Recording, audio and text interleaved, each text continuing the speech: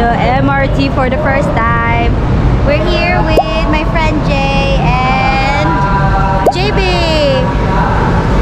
Want to make Intramuros, guys. I'm gonna give my first time today, so let's go.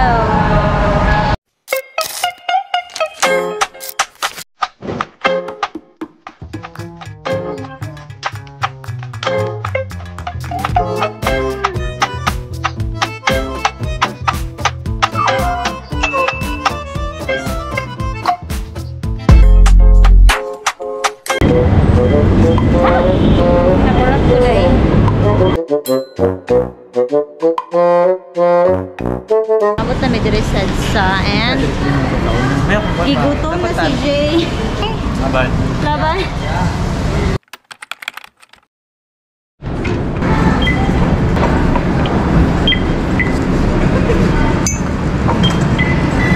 Here we are. LRT na po after MRT.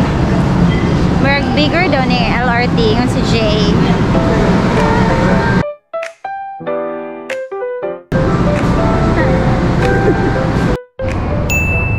Ay, ementry no kay Saba niya.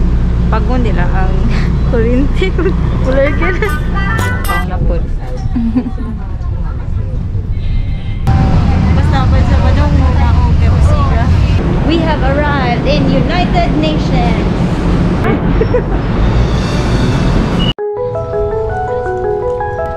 Hello, I want. Lakas maka Maria Clara.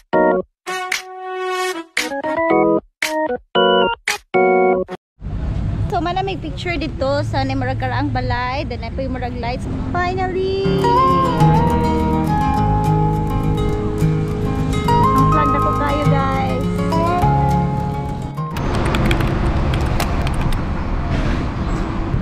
Excited me kay libre ang tour guide. Because the day is the day of Valor or araw ng kagitingan. At dahil tayo magigiting, nilakad namin kahit medyo malayo. Wow. Welcome to Intramuros featuring hala ni Eko Day, amazing. Karon na ano ta sa Intramuros.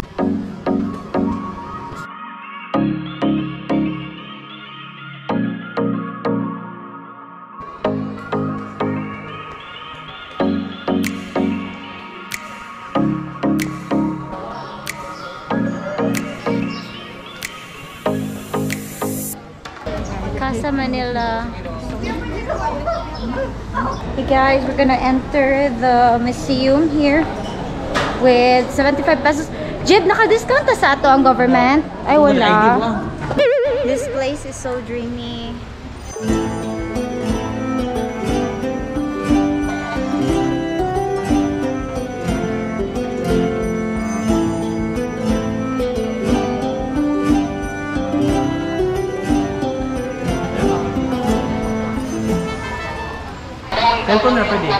Okay, bye-bye na guys. Bawal mag-vlog.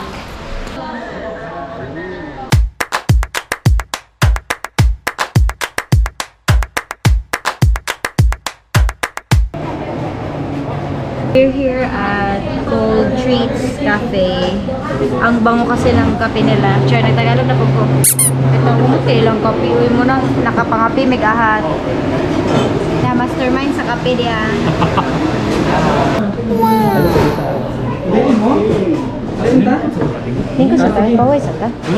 Spanish latte, and then yours is Cafe Puro. Cafe Puro because his heart is pure. Iya. Palako na po ito niya guys, na siya dool. Mautas na po ito niya.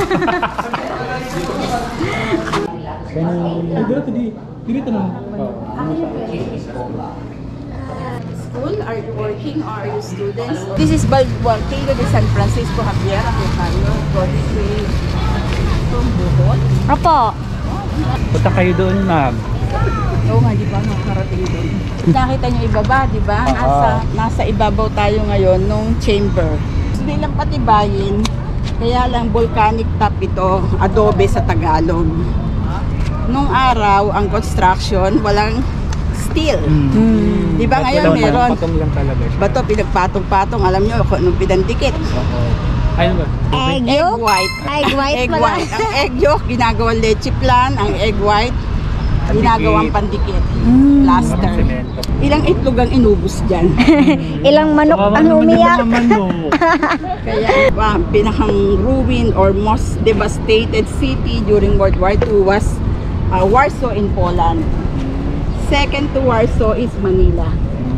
So ito totally, this Fort Santiago was totally flat after World War II. Wow. So mga ni-repair na lang, ni-restore yung mga yan. So ganito ang history. Una, nung dumating sila dito, ang mga Pilipino, lahat tayo ay Muslim. Dumating ang mga Espanyol, di ba?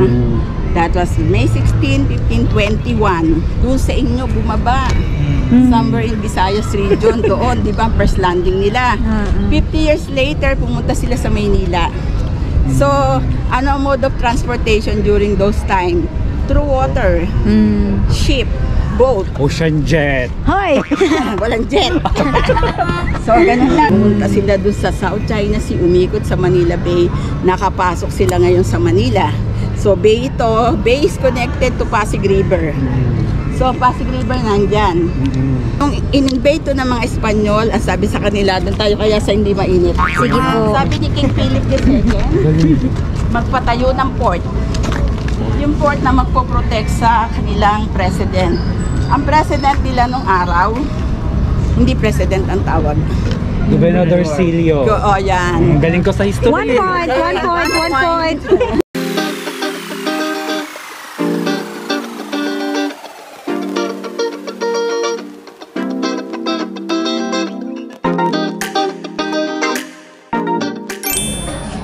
We're finally done with our tour and now nagpapa-aircon na kami. Meron silang mga souvenirs na binibenta dito. Asam to? Jaya girl! Hama naman ang music, uy. Yes, sir, sa Venice. Venice na siguro. Sige, go. Ako nakapila itong grab day. Kaya saan mag-grab na lang ito. Sige, sige. Eh, kapit yun ba yung mali? Let's go! We're here at Venice Grand Canal in Taguig.